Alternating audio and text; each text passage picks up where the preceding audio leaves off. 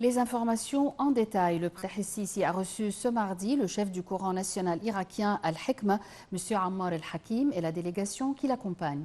L'entretien s'est déroulé en présence du chef des renseignements généraux, le général Abbas Kamel. Le porte-parole de la présidence, le conseiller Ahmed Fahmi, a déclaré que le chef de l'État avait souligné le soutien constant de l'Égypte à l'Irak et aux efforts visant à renforcer la sécurité, la stabilité et le développement de ce pays. Al-Hakim a de son côté mis l'accent sur la force et la profondeur des relations historiques entre les deux pays. Il a aussi rendu hommage au rôle axial joué par l'Égypte dans la préservation de la sécurité et de la stabilité du monde arabe, saluant son soutien à l'Irak et ses sincères positions à l'égard de tous les pays arabes et musulmans.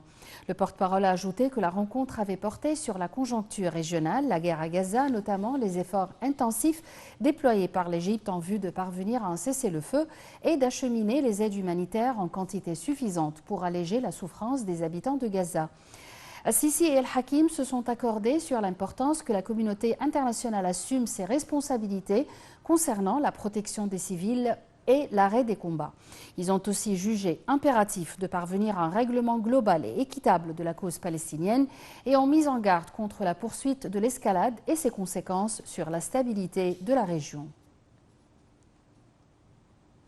Le Premier ministre Mustafa Madbouli s'est réuni avec la ministre de la Planification, le vice-ministre des Finances pour les politiques financières et nombre de responsables pour examiner les propositions concernant le plan du développement économique et social pour l'exercice financier 2024-2025.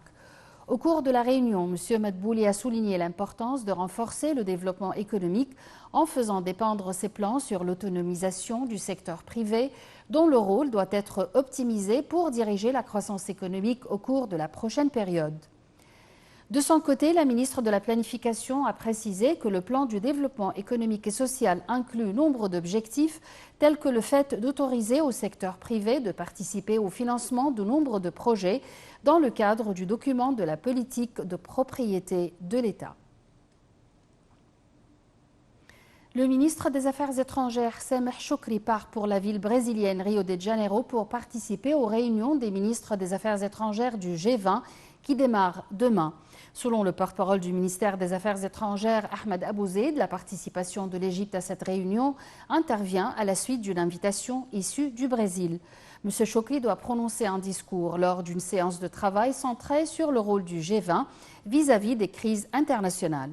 Le ministre des Affaires étrangères doit en outre s'adresser à une autre séance destinée à la réforme de la gouvernance internationale. M. Shoukry doit en outre tenir une série d'entretiens bilatéraux avec ses homologues des pays membres et des pays invités à participer à ces réunions. Une délégation de 3 membres du Congrès américain, dont le sénateur Adam Smith, chef de la commission des services armés au Congrès américain, a visité le centre logistique du Croissant Rouge à El Arish. Au cours de leur visite, ils ont été informés du volume de l'aide humanitaire, alimentaire et médicale fournie par l'Égypte à la bande de Gaza. Ils ont été également informés de l'ampleur des difficultés imposées par les Israéliens pour l'acheminement des aides aux civils palestiniens.